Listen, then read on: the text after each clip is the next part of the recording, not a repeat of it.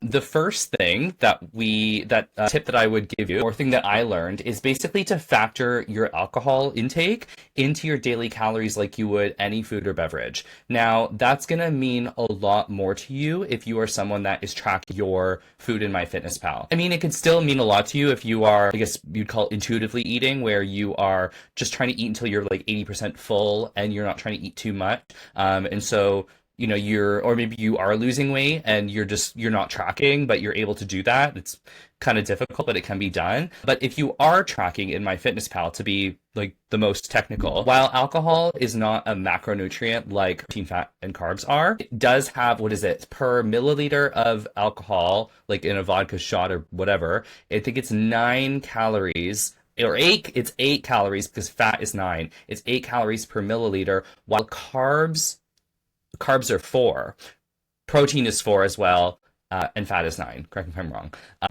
But so alcohol is 8, and it doesn't. But the thing is that it's an empty it's an empty macro. While carbs have been demonized and there's sugar and things like that, like carbs are at least fuel. Fat does many things. Protein is a building block for muscle, right? Alcohol is 8 calories, again, correct if I'm wrong, per milliliter, and it doesn't go anywhere. But the thing is that, and that's fine. Who cares? Like, it's not everything in life needs to contribute to some sort of like purpose or achievement or like to lose weight. Like, we can enjoy ourselves, and enjoying ourselves, I don't even feel like I need to argue, contributes overall to your fitness goals, because if you enjoy, like, you're not going to maintain your fitness goals if you're miserable, right? So I think that to be successful, I like totally open and encourage, 10% or whatever of your it's like the 80-20 rule, right? Like a certain percentage of your calories should be to enjoy yourself. This goes towards food, right? We're only talking about alcohol.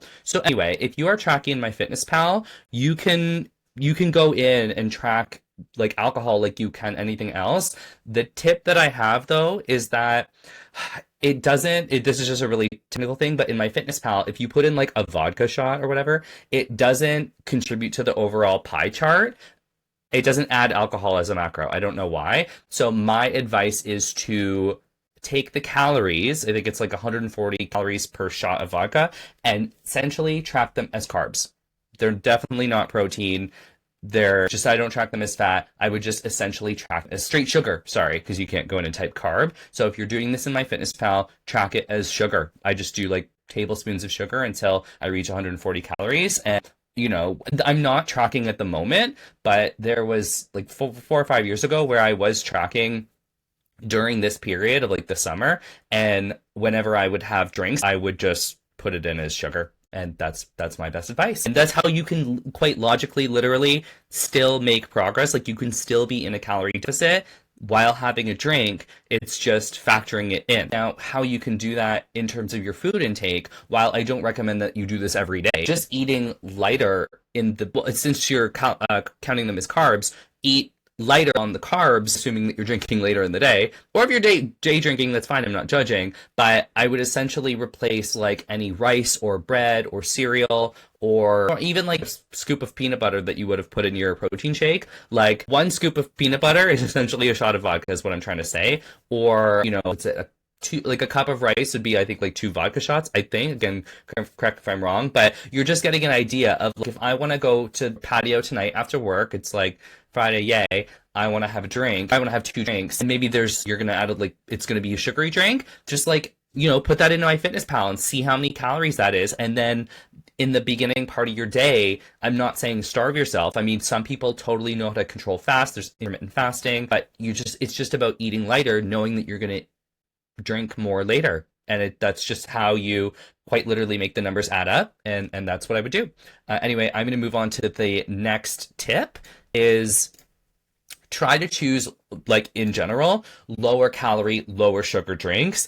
The best example being a vodka soda, and ask for a single shot, a tall glass, and extra ice. So I'm going to repeat that. So before I told you how to quite literally make the math work, and I told you, like, if you can go for something low calorie, better. Here I'm going to elaborate. Tip number 2 is try to choose lower calorie, lower sugar drinks, example, a vodka soda, and ask for a single shot a tall glass, so more of the soda, and extra ice.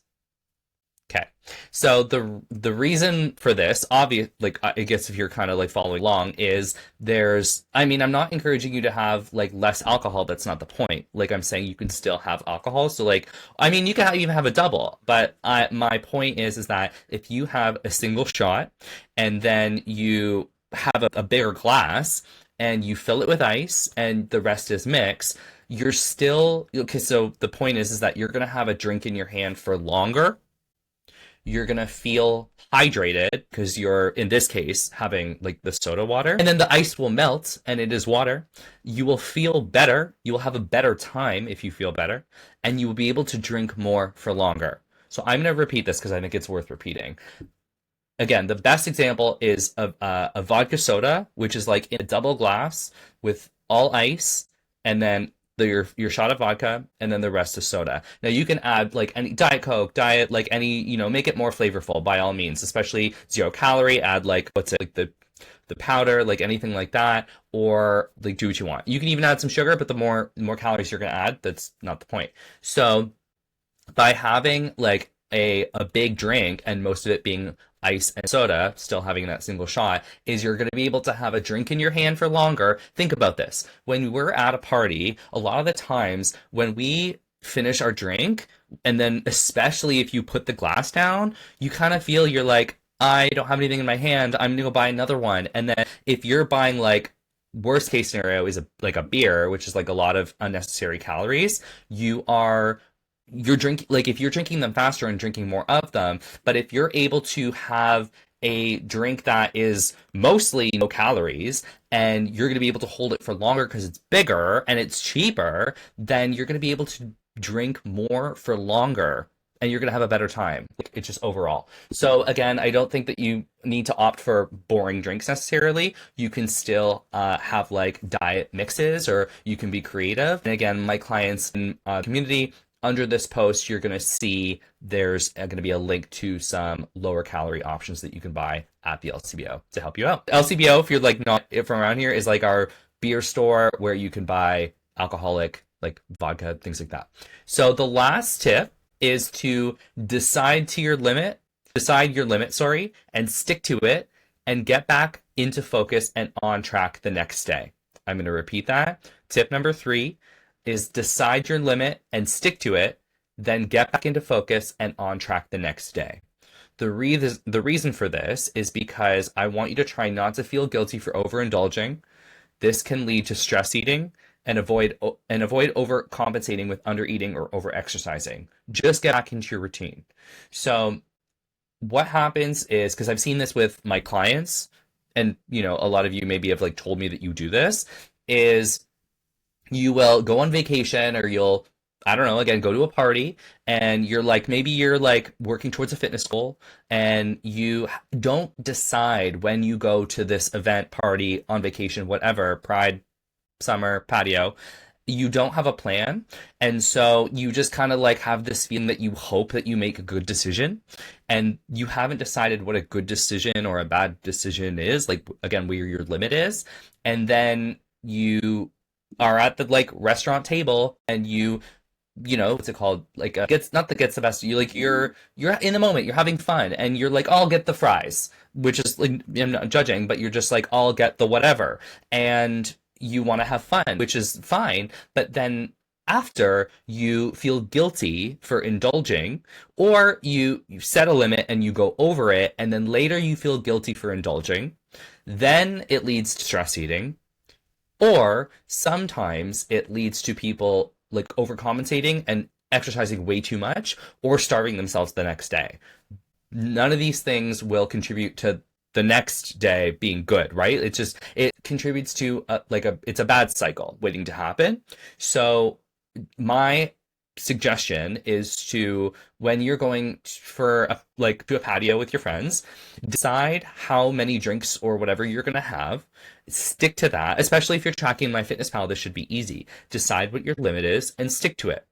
Now, even if you go over it, don't then feel guilty, and then don't then stress eat or then overcompensate with undereating or overexercising. Just get back into it. So decide your limit and then stick to it, whether or not you go over it or not. Just get back into it the next day. That's how if you feel like you need a reset, that's another thing. I've done podcast episodes and trainings and things like that on how to sort of reset after a day or like a patio or a vacation where you feel like you've overindulged. Just get back into it. Don't overthink it. Yeah, that's your mind playing tricks on you. So that is all. So I'm just going to go over the 3 tips again really quickly, just to give you guys a recap. So how to lose weight and build muscle while still enjoying patio drinks. Number 1, factor your alcohol intake into your daily calories like you would anything. If you're tracking in MyFitnessPal, track it as sugar, so it goes into your carbohydrates. Number 2, try to choose lower calorie and lower sugar drink options, like when you're at a bar or when you're at the patio. A single shot in a tall glass with extra ice. This way you're going to be able to drink more for longer. You're going to feel hydrated. You're going to feel a lot better. You're going to have a better time. You're always going to have a drink in your hand and probably save money.